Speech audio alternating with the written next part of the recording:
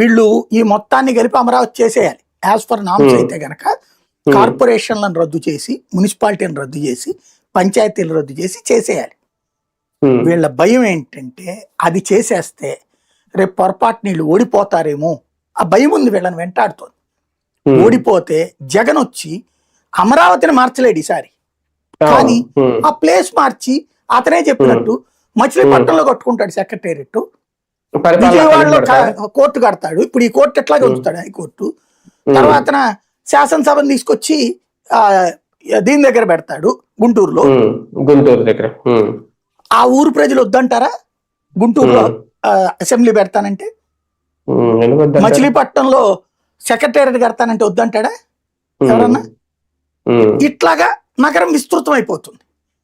విస్తృతం అయిపోతే ఇక్కడ రెండు రకాలు, ఒకటి జగన్ ముద్ర పడిపోతుంది, తమ ముద్ర పోతుంది. ఇక్కడ ఏంటంటే వీళ్ళిద్దరి మధ్యన ఇగో క్లాష్. అదే ఇప్పుడు కేసీఆర్ వాళ్ళు ఏమనేవాళ్ళు, మేం గట్టించిన సెక్రటేరియట్ లో నువ్వు ఉంటున్నావు రేవంత్ అనేవాళ్ళు, అంతే కదా. కిరణ్ కుమార్ రెడ్డి, రాజశేఖర్ రెడ్డి కట్టించిన ఇంట్లో ఉండటం ఇష్టం లేక వదిలేశాడు కేసీఆర్, ప్రగతి భవన్ కట్టుకున్నాడు. అప్పటిదాకా ఆయన అడుగు పెట్టలా ఇంట్లోకి కూడా, ఆయన ఇంట్లోనే ఉన్నాడు.